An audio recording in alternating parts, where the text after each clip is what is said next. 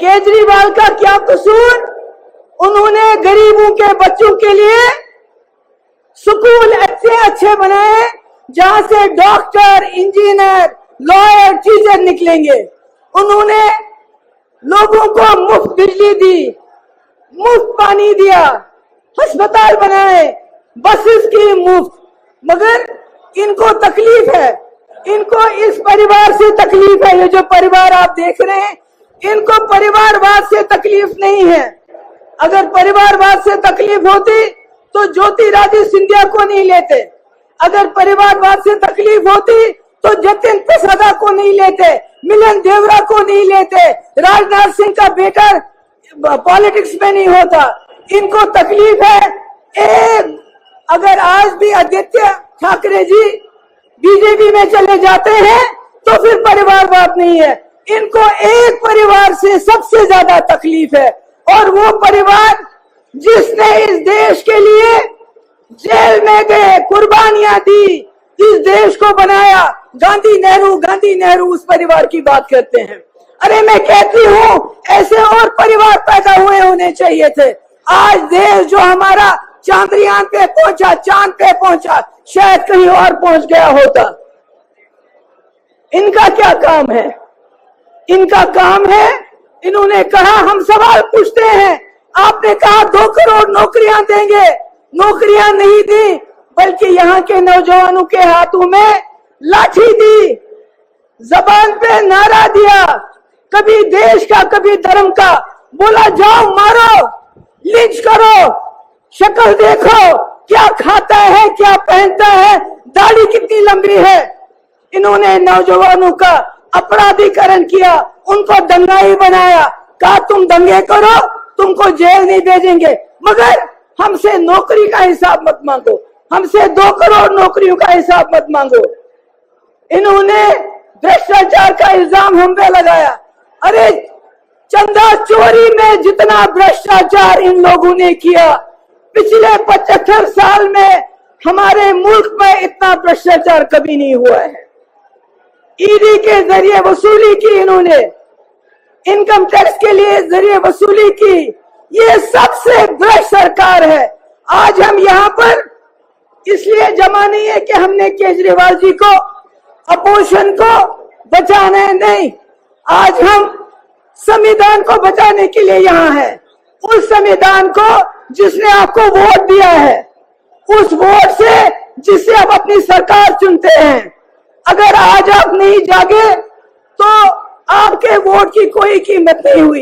ये पहली बार हो रहा है हिंदुस्तान में, इलेक्शन से पहले ही इलेक्शन को रिग किया जाता है अपोजिशन को जेल में डाल के।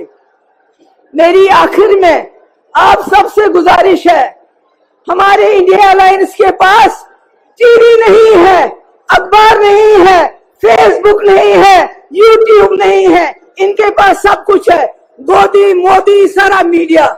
इसलिए मेरी आपसे गुजारिश है, हमारा मीडिया, हमारा अखबार, हमारा फेसबुक, आप लोगों को जाके लोगों को समझाना पड़ेगा कि केजरीवाल जी हो, हेमंत सोरेन जी हो या कोई और हो, वो जेल में इसलिए है, वो संविधान को बचाना चाहते हैं, आपके वोट को बचाना चाहते हैं।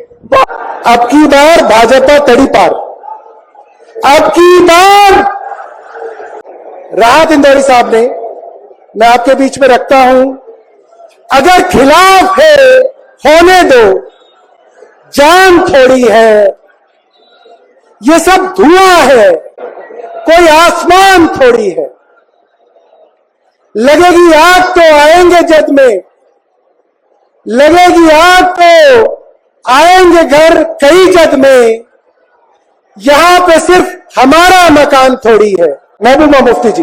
मंच पे बैठे हुए तमाम लीडर साहिबान, यहाँ रामलीला मैदान में आए हुए हमारे भाई, हमारी बहनें, सबको मेरा सलाम, मेरा आदाब। आज देश बहुत मुश्किल हालात से गुजर रहा है। ऐसा हाल है, न कोई वकील, न कोई दलील, न कोई कार्रवाई और सीधे जेल। और शायद कलयुग का अमृत काल इसी को कहते हैं कि आप बिना पूछे, बिना कोई कार्रवाई किए हुए लोगों में जेल में डालते हो। ये मैं उमर खालिद की बात नहीं कर रही हूं जो पिछले 2 साल से जेल में है। मैं सिद्दीक कपन की बात नहीं कर रही हूं, मैं मोहम्मद जुबैर की बात नहीं कर रही हूं, मैं आपके चुने हुए नुमाइंदों की बात कर रही हूं जिनको आप लोग वोट डाल के एमएलए बनाते हैं, लोकसभा मेंबर बनाते हैं, चीफ मिनिस्टर बनाते हैं, मिनिस्टर बनाते हैं। कैसे उनपे करप्शन के चार्जेस लगा के बिना कोई वकालत के, बिना कोई कार्रवाई के जेल में डाला जाता है। हमारे लिए ये कोई अचंभे की बात नहीं है। हमने जम्मू कश्मीर में पिछले 5 साल से यही देखा है। हमारे हजारों की तादाद में नौजवान, मैं, फारूक साहब, उमर अब्दुल्ला साहब, पूर्व मुख्यमंत्री, तीनों को बंद कर दिया गया और देश को बताया गया कि हम देश हित में कर रहे हैं। जब आप संविधान का उल्लंघन करते हैं, जब आप कानून का उल्लंघन करते हैं, वो देशभक्ति नहीं देशद्रोही होता है। जो संविधान का उल्लंघन करेगा वो देशद्रोही है। आज जम्मू कश्मीर एक लेबोरेटरी बना है, वहां टेस्टिंग होती है, फिर आपके साथ वही होता है। केजरीवाल जी का क्या कसूर, हेमंत सोरेन जी का क्या कसूर? अगर वो बीजेपी में चले जाएंगे केजरीवाल, तो ये सारे मीडिया के लोग जो पिछले कई दिनों से करप्शन करप्शन करप्शन केजरीवाल कहते हैं, तो ये कहना शुरू करेंगे कि केजरीवाल जैसा कट्टर ईमानदार कोई नहीं है। सिर्फ बात यह है कि केजरीवाल यहां से उठ के बीजेपी में चले जाए। दीपांकर भट्टाचार्य जी आपके बीच में रखेंगे। मंच पर मौजूद इंडिया गठबंधन के तमाम सम्मानित नेतागण और इस ऐतिहासिक रामलीला मैदान में उपस्थित संघर्षशील साथियों, आप सबको इनकलाबी सलाम, जोहार, जय भीम, लाल सलाम। आज चुनाव के बीच में हम लोगों को एक तरह से आपातकालीन इस रैली में शामिल होना पड़ा, क्योंकि पहली बार हिंदुस्तान देख रहा है कि जो चुनाव हो रहा है वो कैसा चुनाव है। केंद्र की सत्ता में काबिज जो शासक दल है वो चुनाव नहीं लड़ रहा है, वो इस देश में लोकतंत्र के खिलाफ, संविधान के खिलाफ, इस देश के पूरे विपक्ष के खिलाफ जंग लड़ रहा है। आप देख रहा है कि किस तरह से इलेक्टोरल बॉन्ड के जरिए पूरे देश में पैसा इकट्ठा किया गया और उस पैसों के बल पर सरकारों को गिराया जा रहा है, पार्टियों को तोड़ा जा रहा है, विधायकों, सांसदों को खरीदा जा रहा है।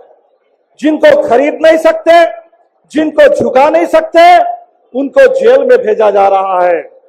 दिल्ली में हमने देखा है आम आदमी पार्टी के कई नेता, सत्येंद्र जैन, मनीष सिसोदिया से लेकर संजय सिंह होते हुए अब केजरीवाल जी खुद ईडी के गिरफ्त में।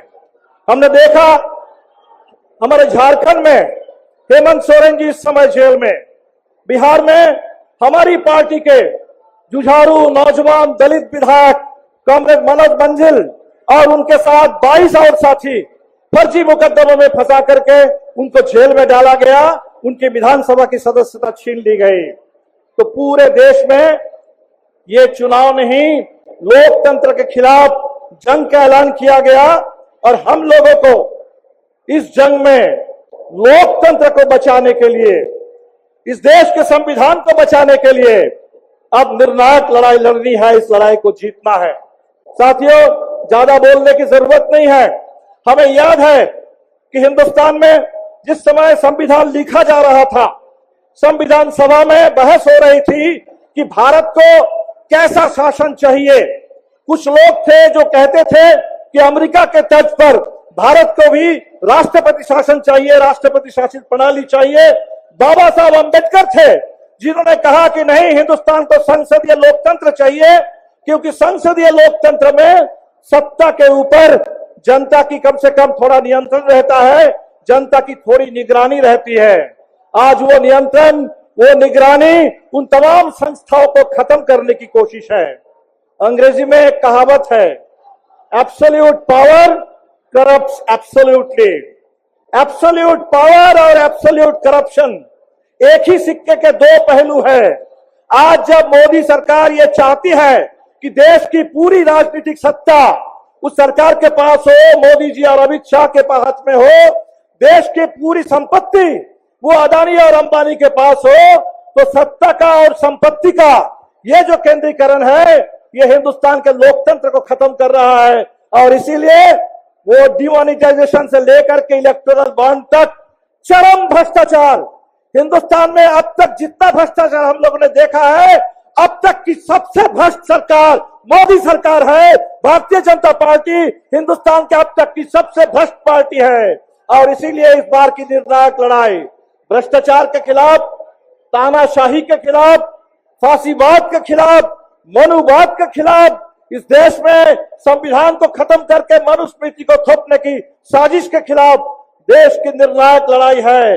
ये मार्च का महीना है, भगत सिंह के शहादत का महीना है, अप्रैल के महीने में चुनाव चलेगा, बाबा साहब अंबेडकर की जयंती का, फूले के जयंती का समय है। हम सब लोगों को मिलकर के बाबा साहब अंबेडकर, भगत सिंह के सपनों के हिंदुस्तान को बचाने के लिए और मोदी की ये जो तानाशाही है, इसलिए हम कहेंगे मोदी की तानाशाही को धूल चटाओ, इंडिया गठबंधन को विजयी बनाओ, हिंदुस्तान के संविधान और लोकतंत्र की हिफाजत करो, भगत सिंह और अंबेडकर के सपनों का हिंदुस्तान बनाओ। बहुत बहुत शुक्रिया। इनकलाब जिंदाबाद, जय भीम, लाल सर। हमारे चैनल बहुजन दस्तक को लाइक, शेयर, सब्सक्राइब देखना मत भूलिएगा। जय भीम, जय भारत, जय संविधान, नमो बुद्धाय। धन्यवाद। चैनल आर्थिक समस्या से गुजर रहा है।